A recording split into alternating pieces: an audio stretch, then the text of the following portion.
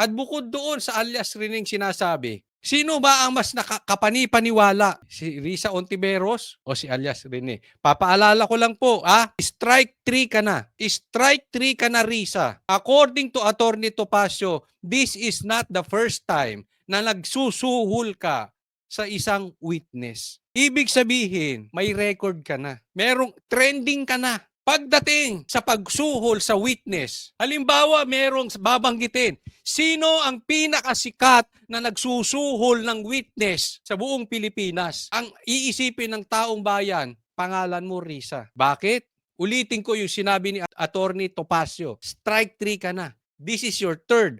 At kung gusto mo siyang idemanda, hinahamon ka ni Attorney Topacio, idemanda mo siya kasi ilalabas niya ang mga ebidensya na ikaw ay talagang nagsusuhol, Risa Ontiveros, ng mga witnesses.